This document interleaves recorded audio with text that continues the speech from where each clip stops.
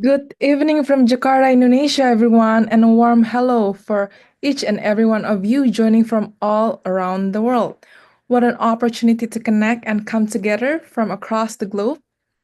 Welcome to FPCI Climate Unit Public Discussion entitled State of Global Climate Politics 2025 Climate Action versus Politic Uncertainty. Can the world stay on track with the Paris Agreement? I'm Rachel from FPCI and I will be the master of ceremony for today's discussion. Today, I welcome each and every one of you to this public discussion. We have attendees from Afghanistan, US, Australia, Canada, China, the Netherlands, Philippines, Ghana, India, Italy, Pakistan, and many more. A warm welcome to everyone joining us today, ambassadors, students, activists, lecturers, members of NGOs, academia, and the diplomatic corps. We're so glad to have you with us. We're also delighted to be joined by our distinguished speakers tuning in from across the globe, from the United States, India, and Brazil. However, Ms. Rosana Santos from Brazil will be joining us a bit later this evening as she currently has a prior commitment. We thank all of our speakers for being with us today, and we truly look forward to hearing your insights during the discussions. We would also like to honor to welcome several esteemed ambassadors who are joining for us at tonight's discussions, especially His Excellency Mr. Belmiro Jose Malete, Ambassador of the Republic of Mozambique. Your Excellency, it is truly a pleasure and honor to have you at today's discussion. Before we begin, allow me to introduce the Foreign Policy Community of Indonesia, or FPCI. FPCI is founded in 2014 by Dr. Dino Patijalal, FVCI is now the largest foreign policy organization in Indonesia, Southeast Asia, and the Indo-Pacific, with over 100,000 people in our network. We bring together diplomats, academics, business leaders, and young professionals to discuss global issues. In recent years, FPCI has placed a stronger focus on climate diplomacy, and we launched the FPCI Climate Unit to support Indonesia's journey toward net zero emission by 2050. Through dialogues, research, and advocacy, the Climate Unit promotes a just energy transition and ambitious climate actions. Now, let's watch the FVCI video profile.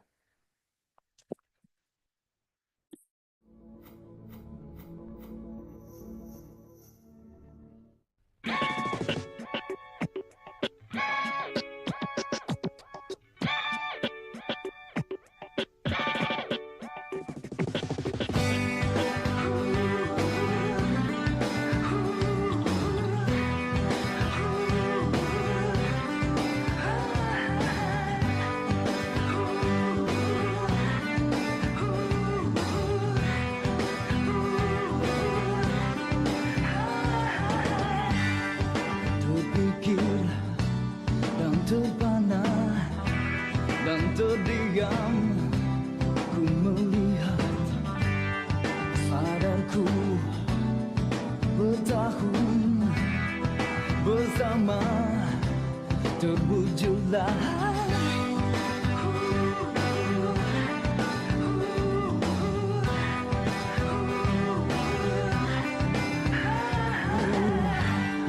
terbayang yang terindah yang terhampar berlalulah sadarku semuanya perasaan rasa cinta kau yang diinginkan aku dari mimpiku coba terbangkan hayalku dari sadarku.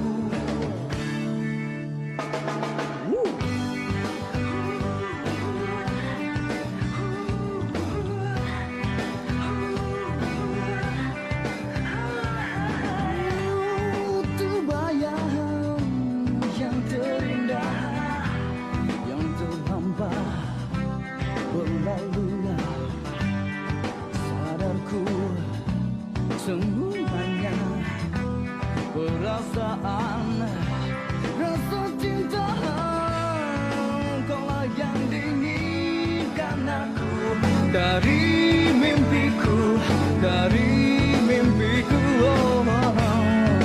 coba terbangkan hayalku dari sadarku.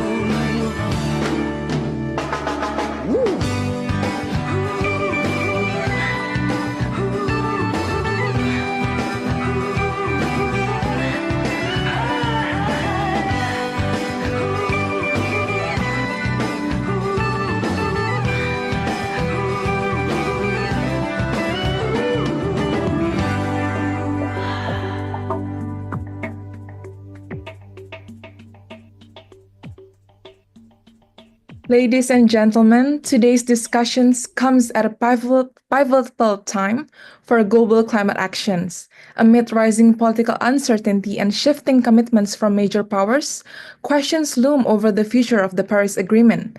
This panel will unpack the challenges and opportunities ahead and explore how global leadership, civil society, and the private sector can help climate action on track.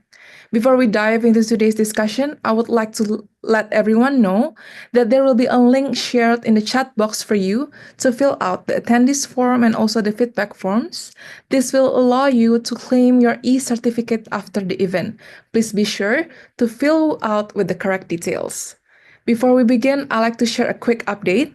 Our moderator, Dr. Dino Patijalal, is currently en route to Brisbane due to a last-minute schedule change and is unable to join us this evening.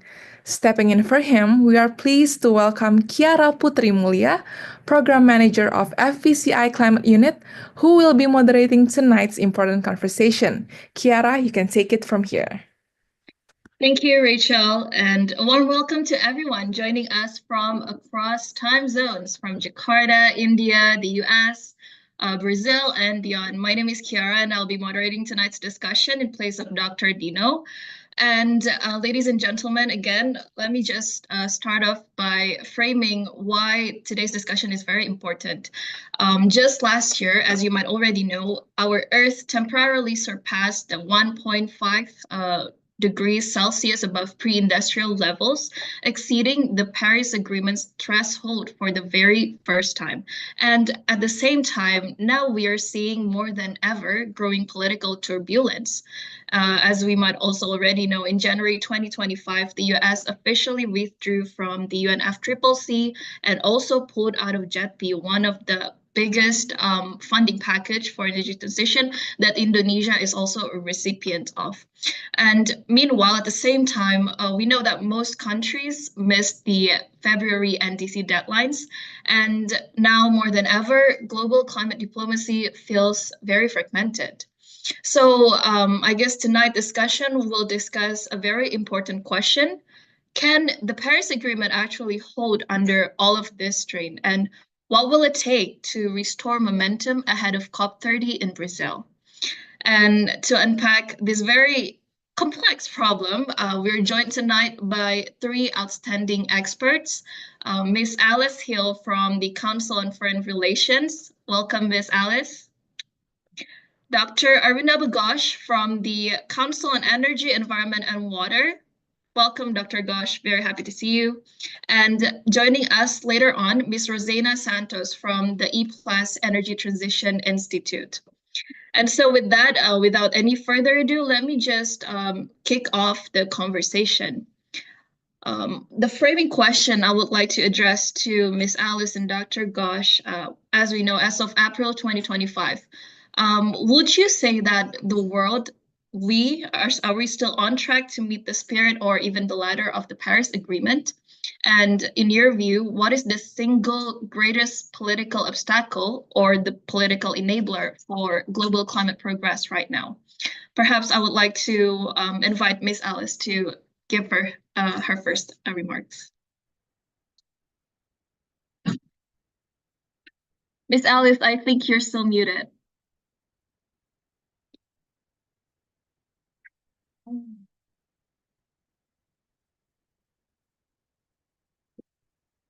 Problems. I think I'm successfully unmuted. Yeah, great. Anyway, thank you Please. so much for having me, and it's a delight to have a chance to speak with you.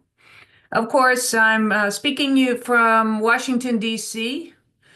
Independent of what's happening with the Paris climate negotiations, we're seeing a lot of turmoil with our global economy, and that's primarily caused by the current American president, President Donald Trump, who is serving in his second term.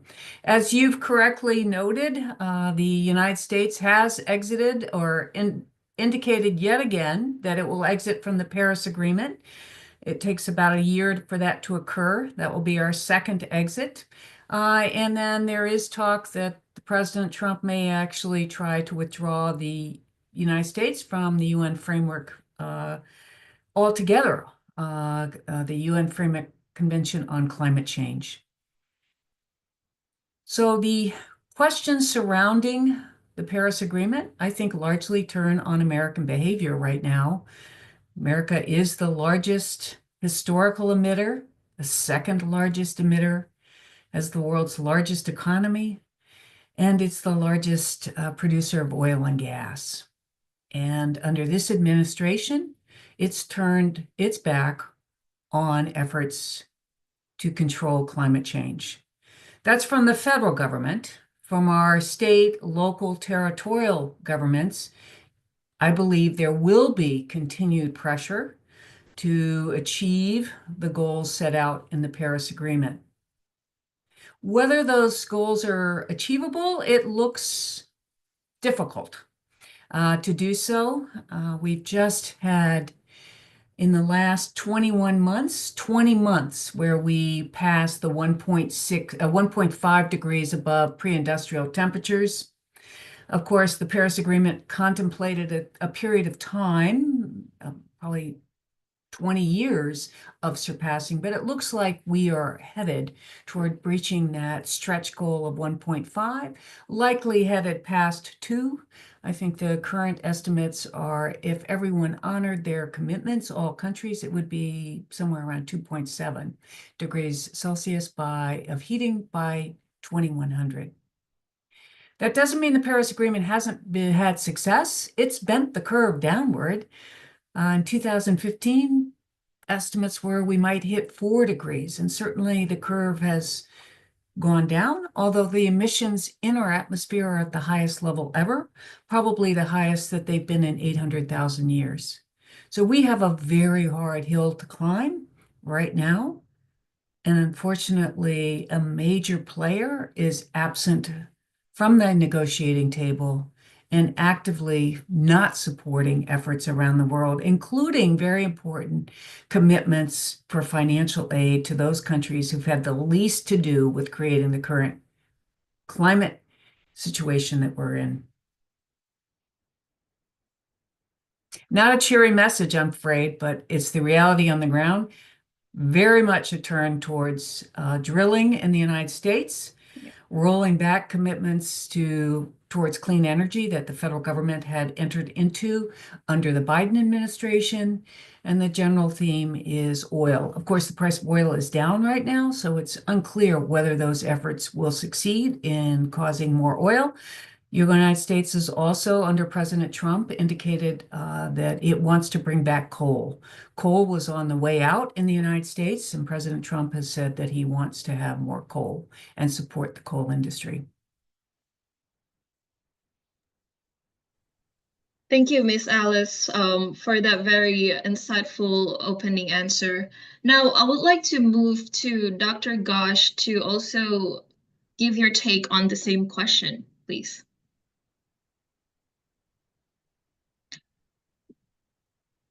Dr. Gosh, I think you're still muted also.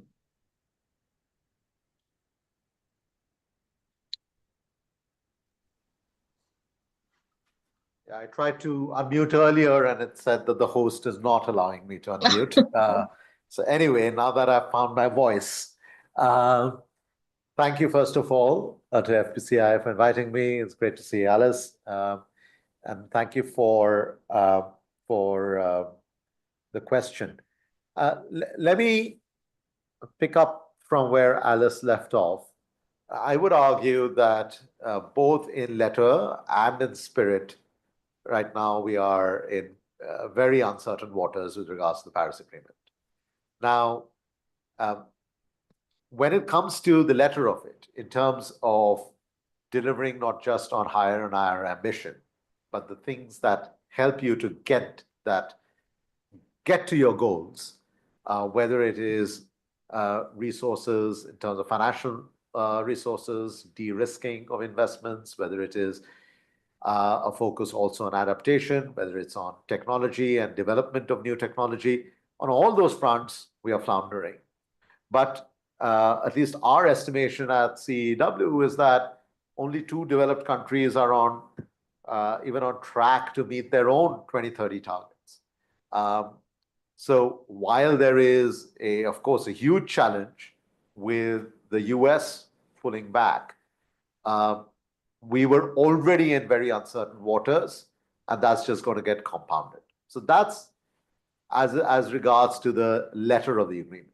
But I think the spirit of the agreement is under threat for reasons that Alice started with, right? That the conversation we're having now has to be contextualized within a larger conversation that is unfolding across the world.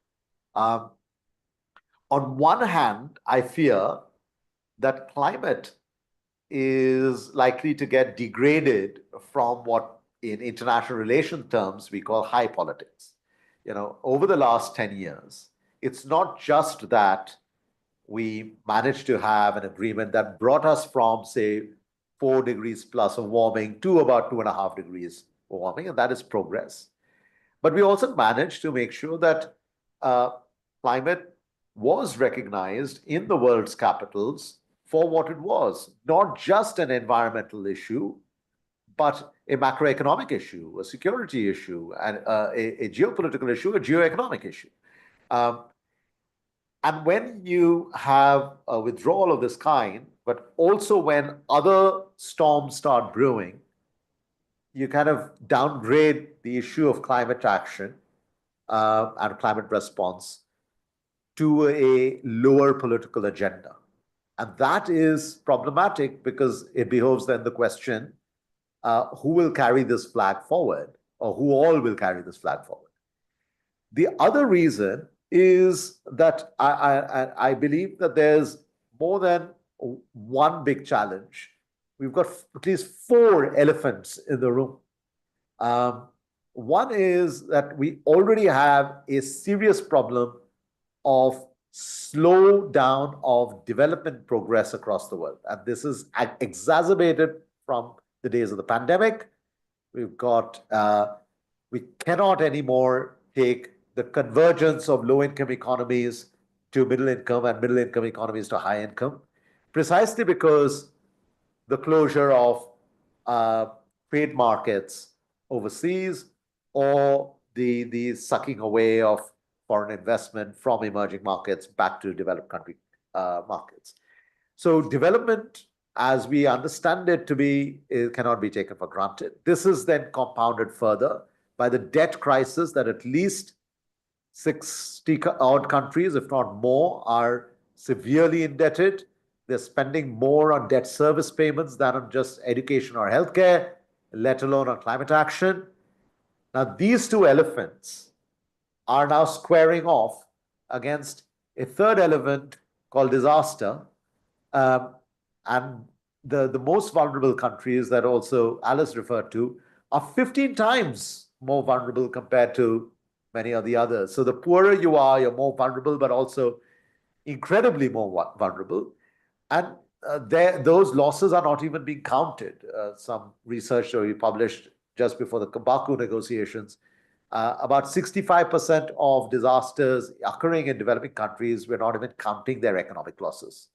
And that then squares with the 4th elephant, which is decarbonization.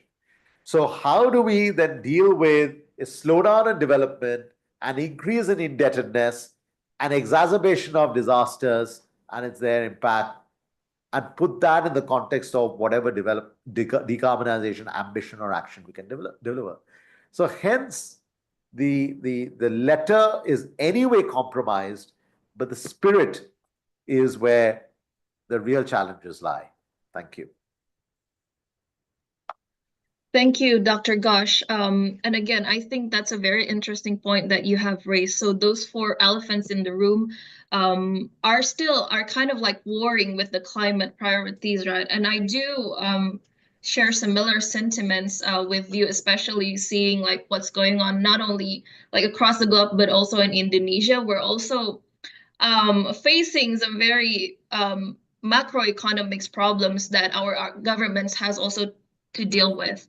I think that also moves me to the next question, and this is very much aligned with your points before.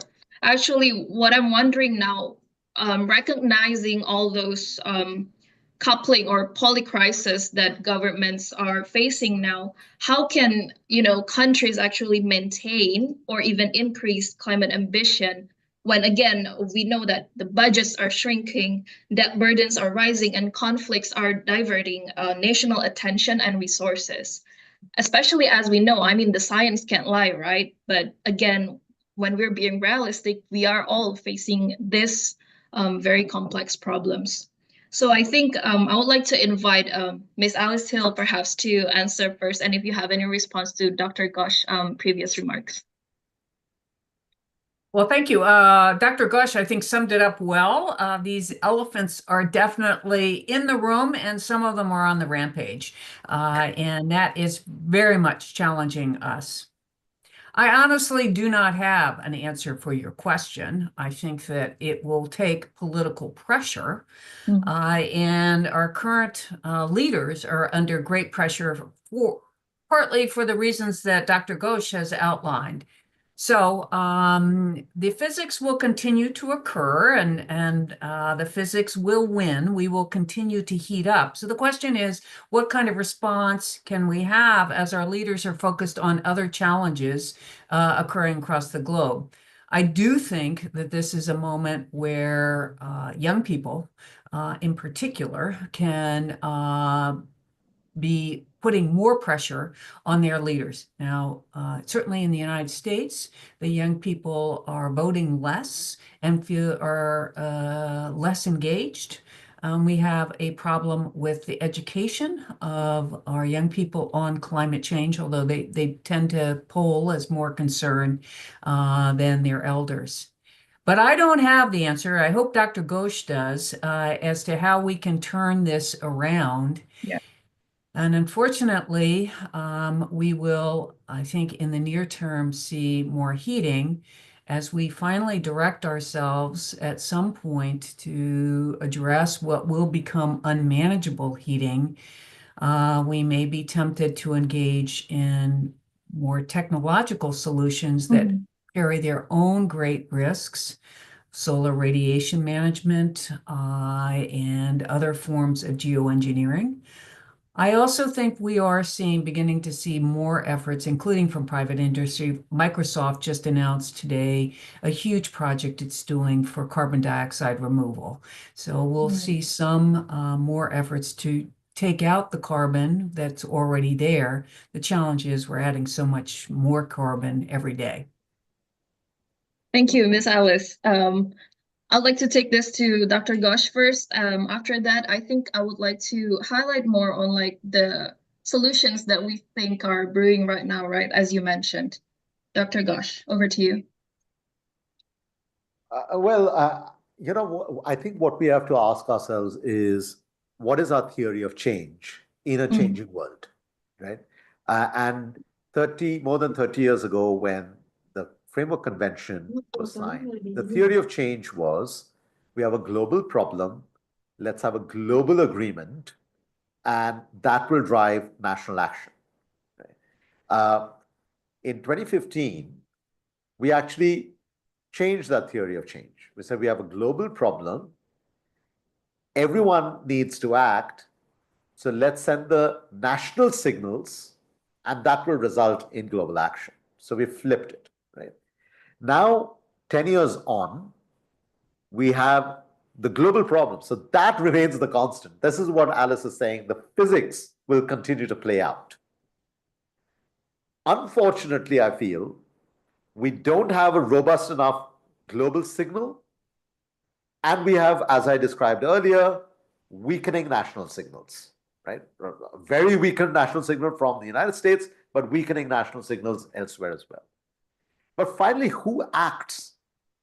The actions are by businesses, by citizens, by consumers, by youth, etc., right? Agents of change. So I think we now need to focus our theory of change. There's like a third pivot that's happening or needs to happen, which focuses on the agents of change. If the agents of change keep waiting for the global or the national policy signal alone, they will act, but they will not act sufficiently. So I think what we need to then focus on, where do we see action happening? Where is innovation happening? Where is investment continue to go? Right? If I speak for my own country, despite everything that is unfolding, we have managed to go from less than 20 megawatts of solar in 2010, just a year after the Copenhagen Accord, to over 220,000 megawatts of non-fossil electricity capacity right now. We are now seeing increasingly reverse auctions that are revealing renewables plus storage, so firm power, to be cheaper than thermal power prices. We are seeing dramatic decrease in battery price costs. We are seeing non-renewable but also non-fossil sources of energy coming on stream. In addition, we are putting in building blocks for industrial decarbonization, whether it's new standards for green steel or new focus on green hydrogen, etc. So I think a lot will now hinge on the innovators and the investors uh, to guarantee or give confidence to the institutions, the government institutions that so-called represent us, to continue to stay on course. Now, of course, this is not going to be easy when we are also fragmenting the global markets, right? So as much as you can do at home, you could do more if you had access to global markets, if you could build interdependent supply chains, etc. But I still feel that there has to be a conscious third pivot towards the agents of change rather than the global or the national institutions that only signal the desire for change.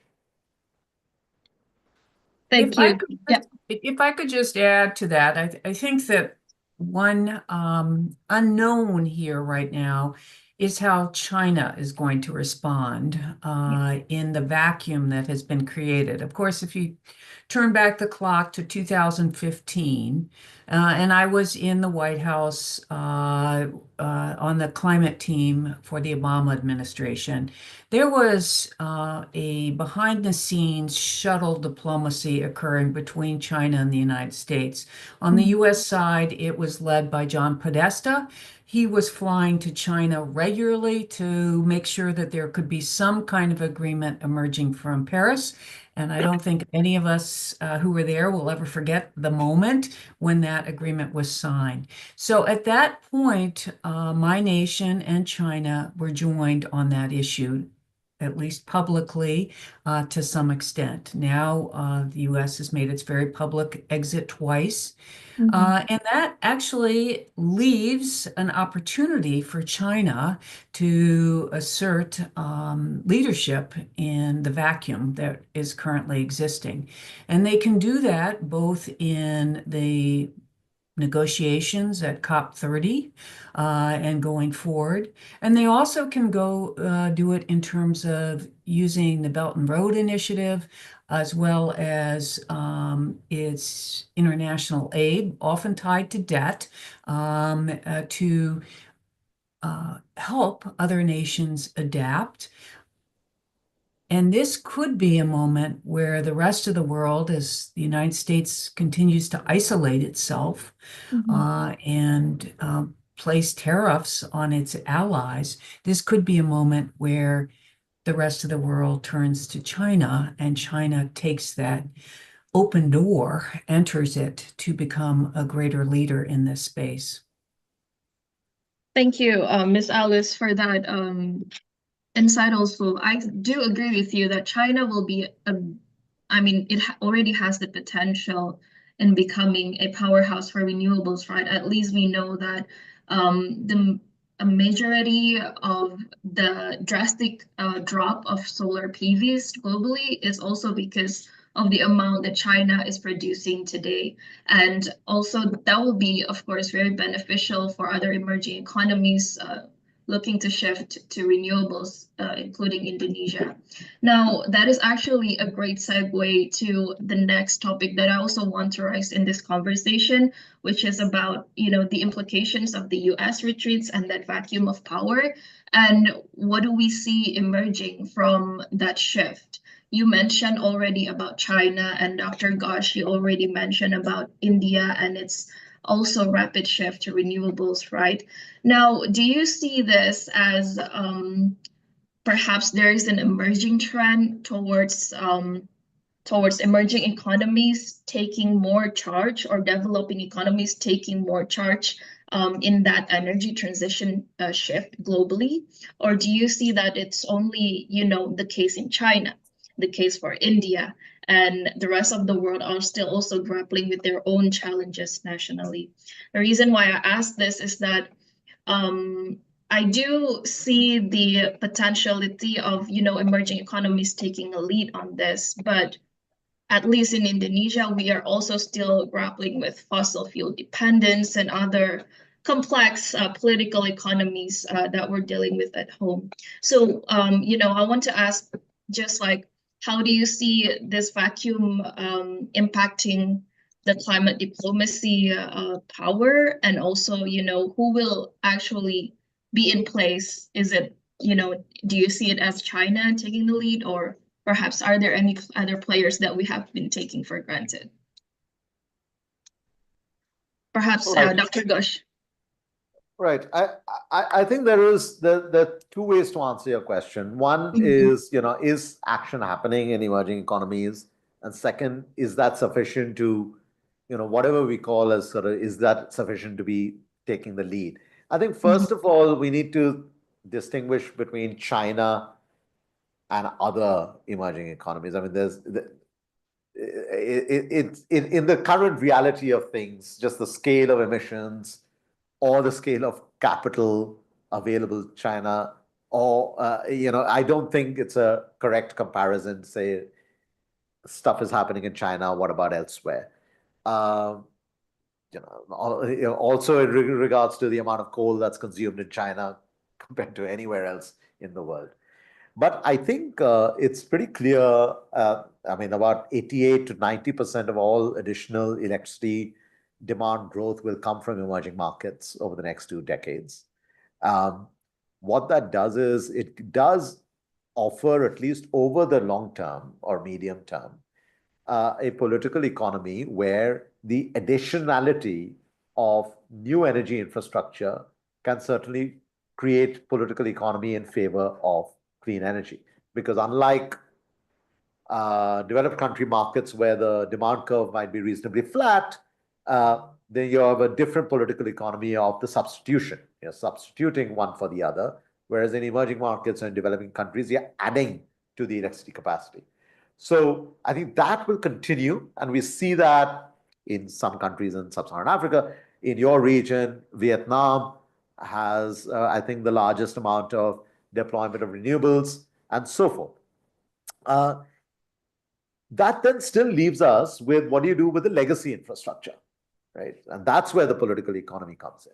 And there again, I think at least some of the countries that have signed or negotiated these just energy transition partnerships are realizing that those partnerships haven't really delivered what they promised, because you're not getting sufficient capital, and you're not getting sufficient capital to not just build new alternative energy infrastructure, but alternative economies. See, the point is, it's not just you take a coal miner and say, okay, today you're fired and here's a retirement check for you. And meanwhile, we've got somebody else building a solar power plant. You've got to rethink what a green economy could look like, where new jobs could be added, a new paradigm is developed. And that requires much more granular thinking. But all that set aside, is that sufficient? Of course, it's not, because at the end of the day, the bulk of the emissions is still, it's China and then the United States, the European Union, etc. Right? So, and we are talking about production emissions. If we talk about consumption emissions, then the focus shifts even more. So I think we have to, again, be a little bit more nuanced about this whole notion of climate leadership. I think the example that Alice gave is a great one. It was the right set of actors that cracked a prior deal that created the conditions for what came in 2015, right? Now, those two dominant actors still remain dominant.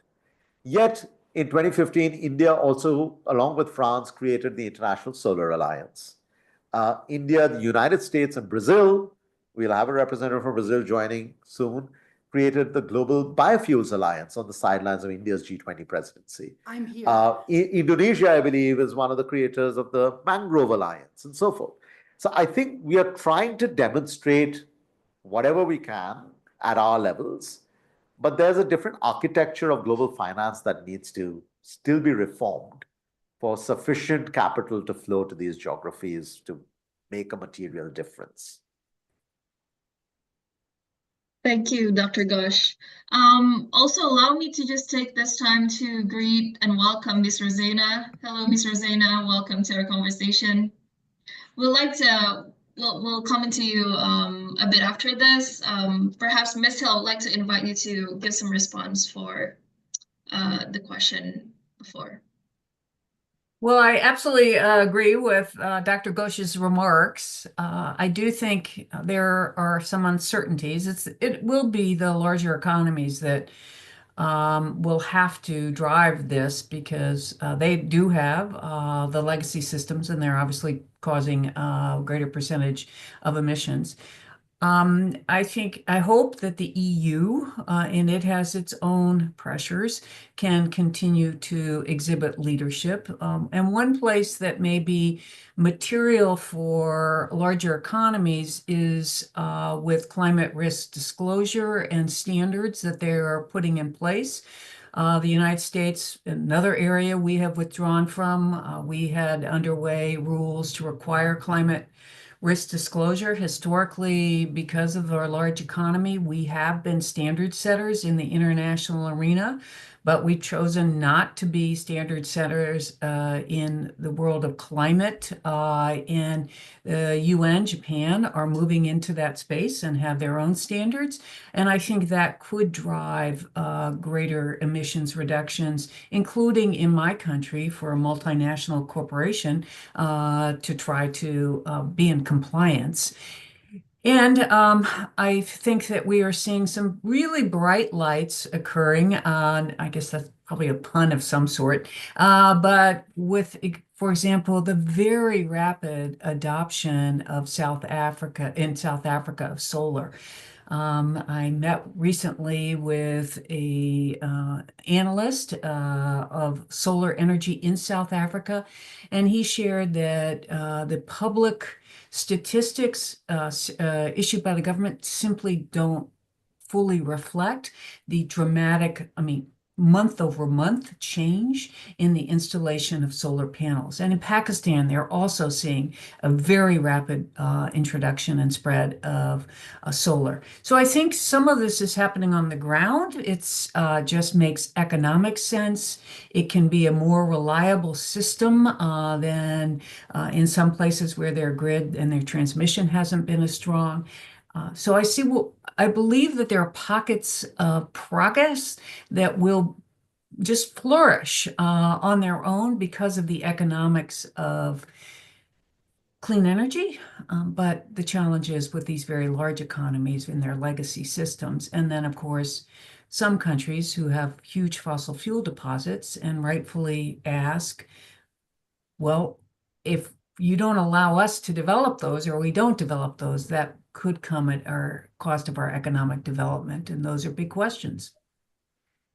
Thank you, Miss Alice. It's really nice to hear, these packets of progress, because despite all of the shortcomings that we're facing, be it in the letter or in the spirit of the Paris Agreement, we also can't lie that there has been dramatic changes and progress that have been going on the ground. And so I would like to also take this opportunity to invite Ms. Rosena to perhaps give your first remarks or framing. Of course, you can add your insights on the question. We were just talking about, if we have the withdrawal of the US from, the Paris Agreement or UNFCCC or even the JETP now, we see perhaps this vacuum of leadership. And of course, we just want to know on your view if there are any players or any major countries that you see taking the lead in that vacuum. That's a good question. Yeah, it's really good question. First, on the withdrawal itself, I think it sets a very bad example. In terms of when you talk to people on the ground, and I do have the same positivities as you, Alice, on pockets of development. I'll get there. But in general, when you go and talk to the industry and you go and talk to some sectors of the economy, they are starting to use, if they are not doing that, why should I? So we have, as a think tank and civil society community, to fight like hell against this kind of behavior, because this will bring us to an even worse situation.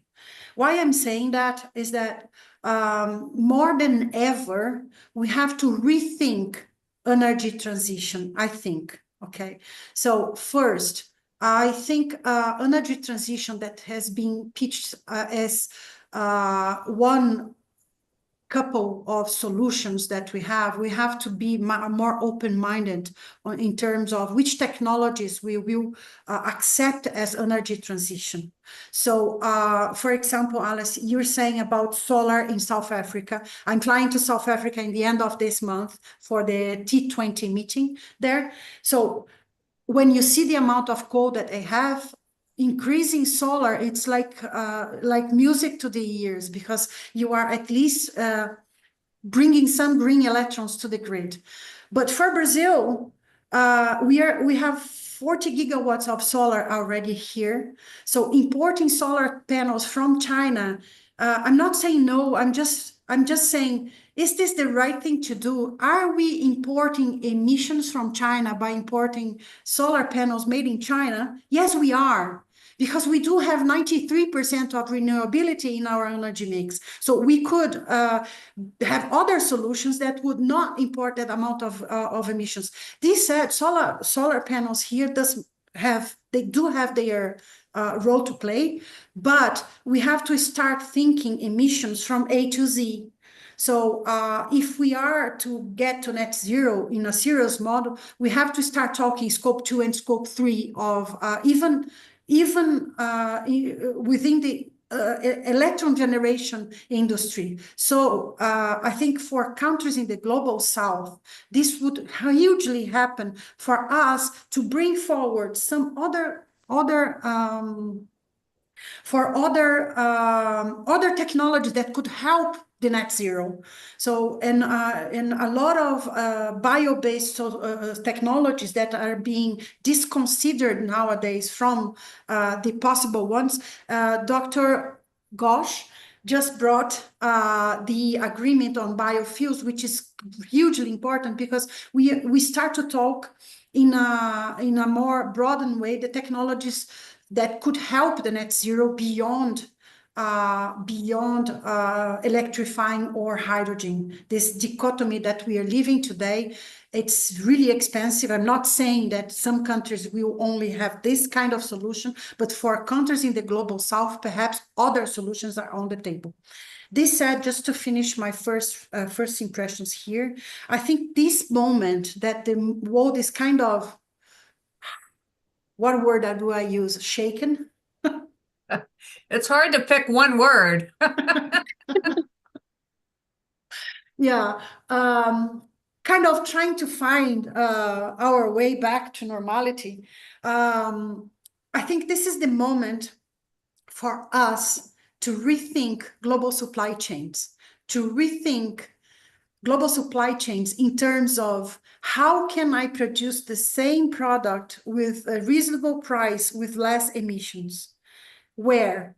And this means that probably part of the supply chains, or part of the entire supply chains, or what I think intermediate products of global supply chains, would move to countries in the global south. And this makes sense. This makes sense because if we accept the technologies that the global south can offer, not only electrifying or hydrogen, but also bio-based solutions, then we would speed up the net zero, would perhaps overcome the gap that the US is leaving behind by not accepting the Paris Agreement, and also bringing a new dimension to just transition. Because when you create jobs, quality jobs, in other geographies, apart from the usual suspects, you are bringing to these geographies also wealth and complexity in the economy. This is valid globally speaking, but also within my own country, that we are a huge country. All the development is basically concentrated in the south and southeast of the country, and the northeast is basically not so developed. So this is what I think, Chiara, that would help us pass and reconfigure the global climate action in terms of just transition, wealth creation, and to speed up net zero by incorporating other technologies apart from the ones that we've been discussing so far. Thank you, Ms. Rosaina. And I think this is also, yeah, I see. Ms. Alice, do you want to give some? No, All I'm right. just agreeing with her, your comments. So thank you. Great. Now, I think this is also the perfect time. We've been discussing about what's been going on, what has been done in the past. Now, as I also mentioned during my opening, we're gearing towards COP30, the COP that is so long awaited. Everybody is just so I feel like they're at the edge of their seat trying to see what's gonna happen by the end of this year. Other than the NDC submissions, also we have a lot of laundry list, I think, in our discussions, right? Um, let's say on the loss and damage, on the global financial architecture. Now, I wanna take us to look more to the future, and I actually want to ask you, all of the speakers here, what do you think are what will be our priorities? You know, what do you see, or this is how I'm gonna frame it. Let's say if we want to see a COP30 that is a success, what does that success look like to you? Perhaps I'll go to Dr. Gosh. Well, the one type of success is to just avoid a complete breakdown of the climate architecture. So is preventing falling off the cliff success? It is. It's at least non-fatal. But is there something more we can do? I think the current situation we're in, and going back to what Alice and I were talking about at the beginning of this conversation, the broader global situation we're in, I think it forces our hand in a way to think about extending climate action beyond the energy transition. Right. And then thinking about, and I think Rosanna was also referring to this in a different way, that when we start thinking, understanding the climate is not just the energy transition, it is about your heavy industries. It's about what kind of automobiles are you going to manufacture, and what kind of steel are you going to manufacture, and but also what kind of crops are you going to grow, how you're going to be resilient to climate impacts. How are you going to make your agriculture more water efficient if water is going to be your weakest link? I think we need to start embedding climate action into a much wider economic paradigm. In India, for instance, my colleagues have been working with some of the state governments on this green economy paradigm, where we see, for instance, for every 10 million rupees that you invest in the clean energy transition, you get one job, which is obviously more than you get from fossil fuel. But for the same 10 million rupees, you get 8 jobs in the circular economy, and you get 12 jobs in the nature economy, right? So I think climate action is now much wider. Just like climate is not just purely an environmental vertical, climate action cannot be just an energy vertical. And if we can have a COP30 conversation, which is more positive, has a more positive outlook about exploring these new additional pathways without saying goodbye to the energy pathway, I think you can have a conversation that is not entirely about, preventing the fatal situation, because otherwise that noise will drown out any of the positivity that could come out of COP30. That's a really great point. Now I'd like to invite Ms. Hill. Well, I enthusiastically agree with Dr. Ghosh on this point. First of all, have to avoid falling off the cliff. And it's difficult for me to speak as an American. I do not think we will have an official presence there. But speaking as a resident of the globe, I certainly hope that in the absence of my country, other countries can come together in a holistic approach, as Dr. Ghosh has said, and also find ways to reinforce the need for momentum and continued focus on this issue. I do think bringing in the different threads of the loss of biodiversity, the need for conservation, really the harms to the planet overall, could perhaps speak to our common humanity in understanding that these are problems that we have created. And we can have a choice to continue to work collectively, because none of these problems honor the human-created boundaries that we have set to organize ourselves, but they just wash over, and that is the huge challenge, is that it's a global challenge. But my hope, fervently, as speaking just as an individual, is that there is some sense of momentum and hope going forward, because I can tell you there are many millions of people in the United States who care deeply about climate change and progress on climate change, and do not agree with President Trump's decision and how he's approaching this. So he is speaking for the United States at this moment because he was elected as president, but he is not speaking for all Americans. And I anticipate someday, I hope it's in the near future, that the United States will return and be a contributor to solving this problem rather than an obstacle.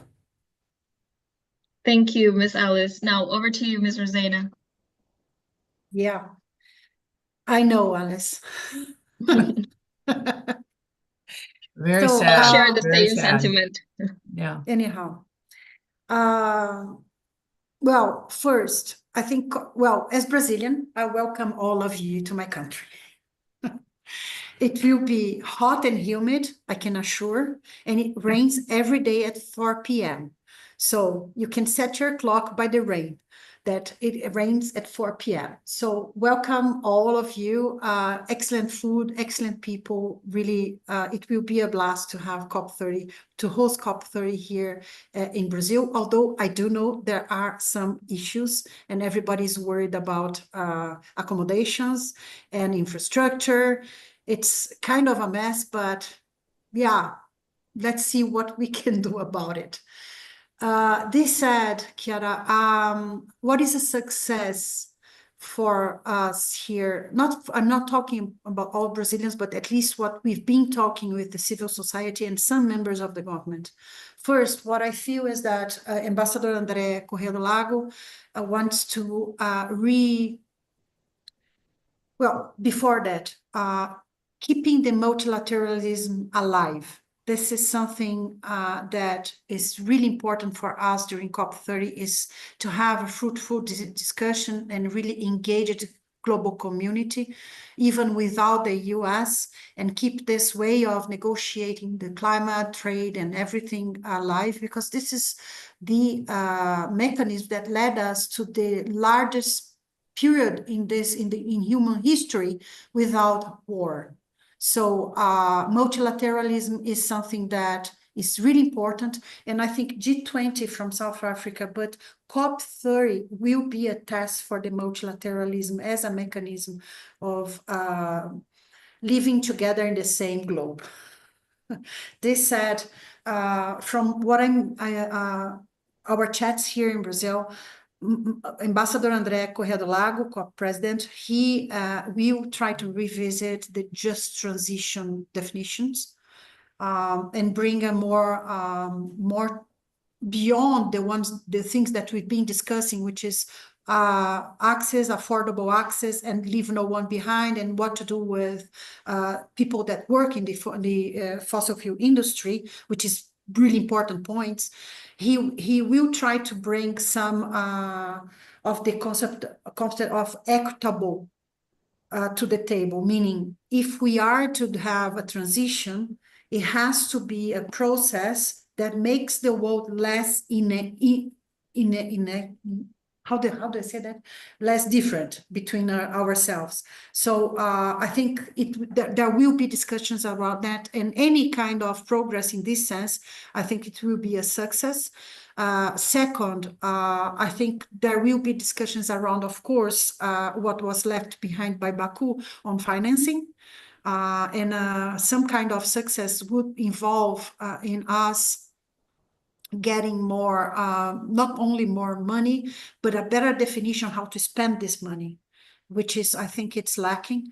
And thirdly, it is completely in line with what you said, Dr. Ghosh, completely in line, meaning discussing climate action is not discussing energy transition. There are two different things. Actually, energy transition is a mean to get to a greener economy, a mean, not an end. And we've been discussing energy transition as an end in itself. So what I see is that during COP30, probably the Brazilian presidency will bring this subject to the table, that we have to also finance the economy itself, because if you transition from A to B, energy speaking, and B is something that is too expensive, too complex, or nobody really adopts, we are not transitioning the economy towards a green economy. So we have to do like an integrated planning of the things, and also finance, have some money apart from, this is why I said redefinition of the finance, the climate funds, also finance the transition of the economy, meaning industry, steel, or each country has its own sector that has to be fostered forward in terms of financing, because up to now we are not dedicating enough money to transition our production means to a greener production means. We are only talking about transitioning from fossil energy to renewable energy, and the rest will not happen alone. So I expect COP30 brings this discussion also to the table, and that we could get to some level of understanding that some money has to be set apart to financing the economy, the green economy itself. Thank you, Ms. Rosina. So I guess from all of your answers, I see three top line patterns. The first one is to avoid falling off the cliff at COP30. Second one is to embed the climate discussions to the broader economic paradigm. So that includes also like development, food systems, electricity systems, transportation, and everything, and which impacts our way of life, right? And that also includes talking more about just transition, how to actually financing the shift from fossil fuel economy, or the economy that we've been doing, to a greater, greener one. And lastly is that to maintain the momentum and keeping multilateralism alive. Thank you so much for all of your answers this far. Now, I would like to invite all of us to the Q&A session for all the audience who are present here in the Zoom and also in our YouTube. Please send in your questions to the chat box. Now, I have seen some questions here from the audience. Now, I'd like to perhaps take three at a time, and we'll give all the speakers here to answer one by one. Let me read it out for you. Okay, so the first one is I see from MarGC India. And this question is we've been talking about this a bit, but I guess if you have any more elaborations on that, please feel free to answer. First is, how are current political dynamics influencing global adherence to the Paris Agreement? And I also see some questions from the YouTube comment box. Okay, here. What adjustments, mechanisms, or incentives could encourage countries to adopt more ambitious climate goals? And what benefits will countries gain by adopting greater ambition? And lastly, I see here a question from Balkist. For years, tensions between the Global South and North have persisted over a just climate finance frameworks, which we also discussed a bit before, with the most recent deal at COP29 viewed as a flawed compromise that falls short of meeting the needs of the most vulnerable countries. How do we break the cycle and ensure more equitable global commitments? So we have those three questions now. Perhaps I would like to invite Ms. Alice or Dr. Gosh, you want to go first? All right, I'll go here. Well, I think the political dynamics are still unfolding. It's very unclear where we're headed. And frankly, I don't know, we may be heading towards very serious economic fallout from this tariff situation. There was concern before President Trump's latest change of heart that we could be heading toward a depression. Ironically, that will cause a break in at least some emissions because our economies will be so much weaker. And that I'm not advocating for that at all, but it might give time to adjust to a transition. So it's just, I don't think anyone knows where this will end. So we've got serious economic uncertainty and shifting dynamics in terms of confidence in our current financial system that has been built over the past 80 years. As Rosanna has said, we've also had a peaceful time over 80 years, and we've been emphasizing multilateralism over the past 80 years. And now big question marks as to how any of those play out. And of course, the other questions about incentives and the tensions, we went to a class at one of our local universities yesterday, George Washington University, and I was asked to speak to a group of freshmen who were just studying international relations. And this is just the classic problem of the commons, that countries act in their own self-interest. And the efforts through the UNFCCC have tried different approaches. Kyoto was the one with the most accountability and would have probably, in my opinion, turned us closer to, helped us get to the goals we need to get to. But again, the United States wouldn't go along with the accountability system. So then we've had the voluntary system of the Paris Agreement, which has, as I stated earlier, created some momentum and some success. Not enough to keep us safe, but some success. Right now, we seem to be in a moment of self-interest and turning inward and away from cooperation.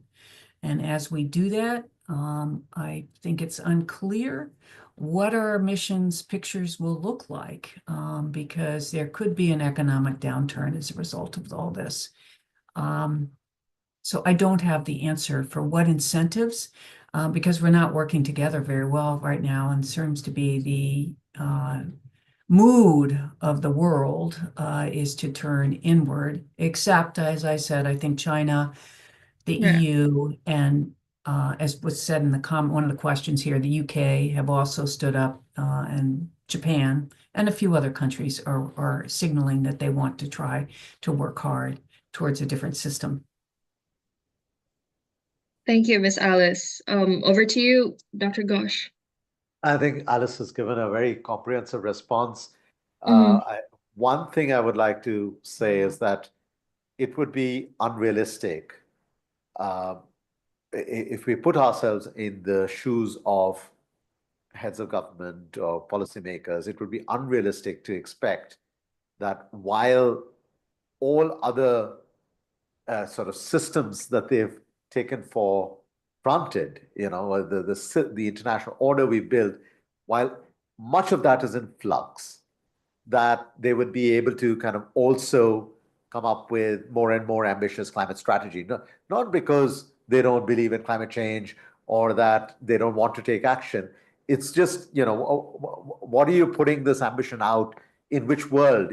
So I think there is a degree of pragmatism in letting the dust settle a little bit. And this goes back to the point I made earlier about the third pivot in the theory of change that we need to focus on, at least, can we keep some of the ball rolling by focusing on the agents of change, the specific, they say a project developer on solar or a wind, right? Rather than thinking about how much more solar, how much more wind, can we just figure out if we need to make a bilateral phone call somewhere to make sure that that supply chain bottleneck is unplugged, or if a financial agreement was done, some kind of a loan agreement was done, that money, that capital actually flows. It's those kind of, it's like you're trying to live a normal life when the world around you is, falling apart. Yeah. So the whole notion of normalcy itself will change. Mhm. But it will open up new avenues, at least for near-term problem solving, not grand problem solving, but near-term problem solving. Thank you, Dr. Ghosh. I do agree with you and share the sentiment that perhaps a degree of pragmatism and, more focus on actually solving all those bottlenecks, small bottlenecks on the ground would really take us to where we want, right? So now I would like to move to Miss Santos. Yeah, what to say? I agree. Um, yeah, I think expecting countries to come up with more ambitious NDC without any kind of accountability attached, and with the world going into chaos as we are, a little chaos, I wouldn't expect that. I would rather stick to the small things that we still can do. But this said, I think there is one thing that this moment poses as an opportunity is for us to get what we've been calling the Belém consensus, which is getting to understand that the world order as we know is more or less not there anymore. So perhaps there is a way of us creating another development consensus, at least the first line of it. I'm not saying that we are going to do a lot, but at least the first line of it that would replace the Washington consensus that led us to the globalization as we know, and that is not working. And it did not work in terms of climate action and getting to net zero, because the interests behind the way the Washington consensus think the world has nothing to do with actually mitigating emissions. It has its advantage. I'm not saying yes or no, but we have to realize that now we have to rethink the way we are relating to ourselves, and we are building our development models around the globe. And the second thing that is, I think it's worth saying, is that while doing that, at least rethinking together the way the world is developing, we should pick our battles within this large concept. Small battles, as Dr. Ghosh said. It's a wind project here, a solar project there. In my country, it would be just to unlock some financing to help some green industry to thrive and sell batteries to China. I don't know. Anyhow, just to pick some battles, to pick some flagship projects that we could continue going and fostering towards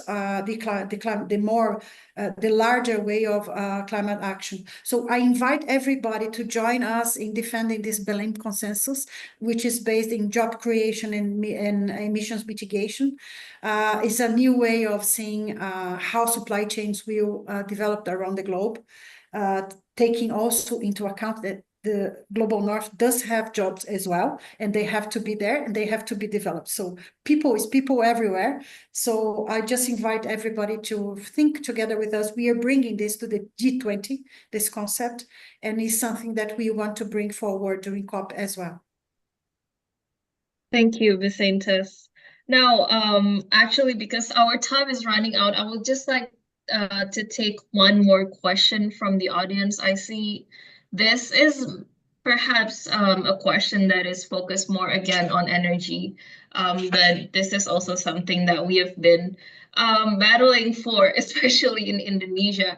The question is, in the context of global efforts to phase out fossil fuels and with ongoing political uncertainty, what strategies or ideas do you personally believe are more effective to ensure a just transition for workers and communities in coal-dependent countries? I think this would be also interesting, right? Because Ms. Alice, you mentioned about President Trump perhaps potentially focusing more on oil and gas now. I would like to just take this question, and also if you want to add some closing statements, because this is also will be our last question, please take it away. Well, I think this question gets at the heart of the challenge of climate change for many countries. And Dr. Ghosh pointed this out early on, is we have these legacy systems where investments have been made, people's lives depend on the operation of those systems, and what can we offer for those communities and the workers to make it useful for them to, and what can we offer them to do to make this change? Yesterday I also met with somebody from our coal country in Kentucky. And one of the things that makes it harder, at least in the United States, is that coal is also a cultural issue. Families have been in the coal industry for generations. They view themselves as coal miners. So beyond just offering them jobs, they want respect for what they have built over many, many hours of toil. And it introduces an additional challenge. With that said, we have seen industries, I mean, that's how we've developed to the point that we've had. The one that I see referenced is buggy whips.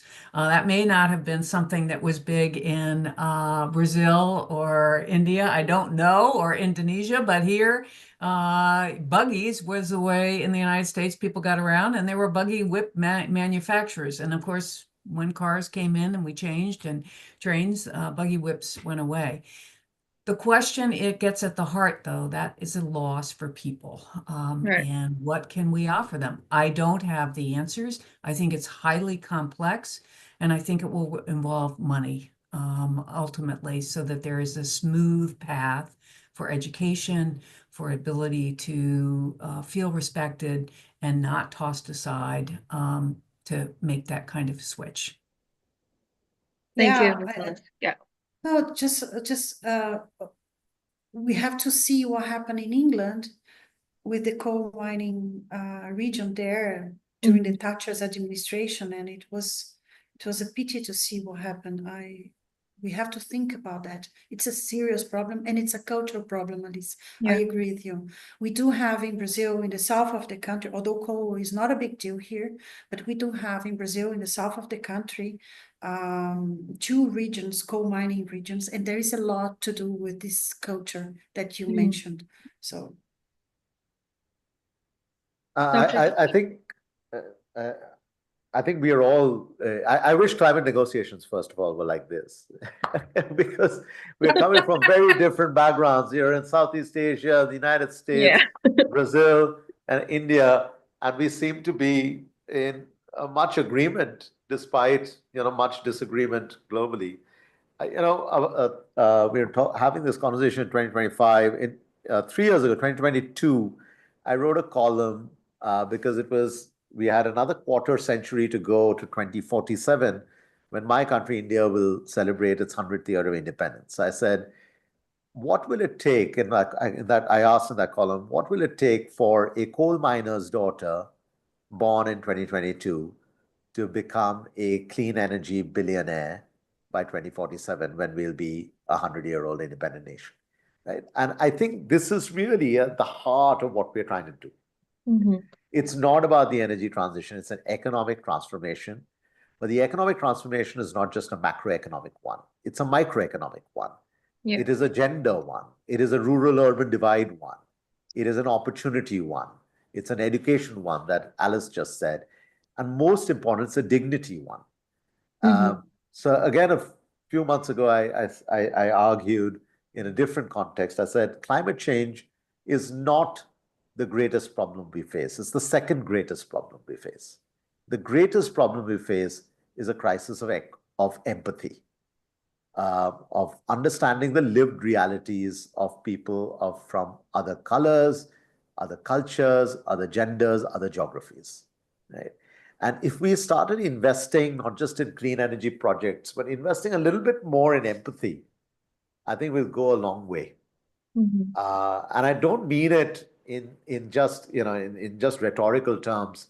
Gandhi, when he was trying to negotiate India's independence, went to the UK, but he also went to meet with the workforce of the very textile mills which, due to unfair trade practices, had destroyed India's textile industry. And he went and spoke to the workers. Said, I've got nothing against you. It's the system that is structurally inequitous. But you are also part of, the global family. And I think this investment in equity has normative value, but can also deliver instrumental gains. I'll just conclude by saying, Alice talked about the horse whip, the buggy whips. I ride horses, and the first rule about jumping, we talk about the leapfrog in the energy transition. The first rule about jumping horses is that you got to keep your heels down.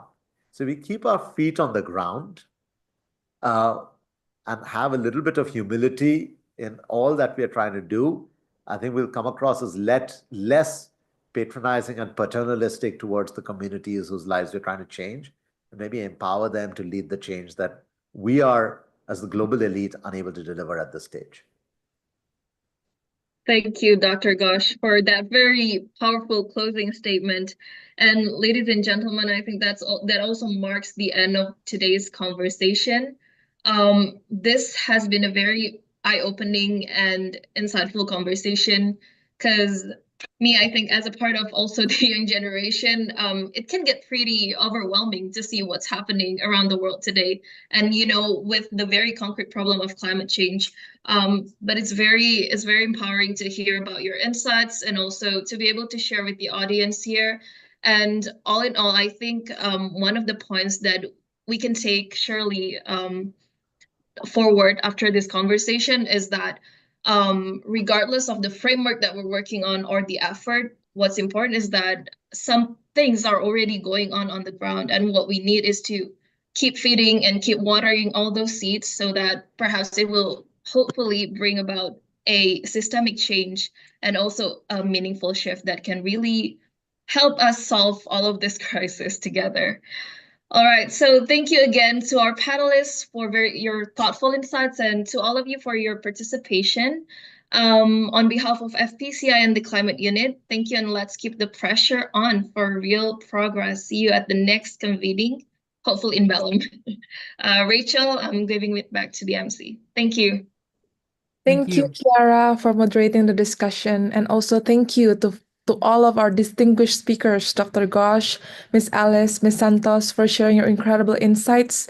But before we wrap up today's event, I would like to invite the speaker to stay on for your camera, because we're going to have a short photo session also with the moderator. Is the admin, are you ready to take a photo? Yeah. So everyone, please turn your camera, especially for the speakers, and have your brightest smile on my count. 1, 2, 3. Another one. 1, 2, 3.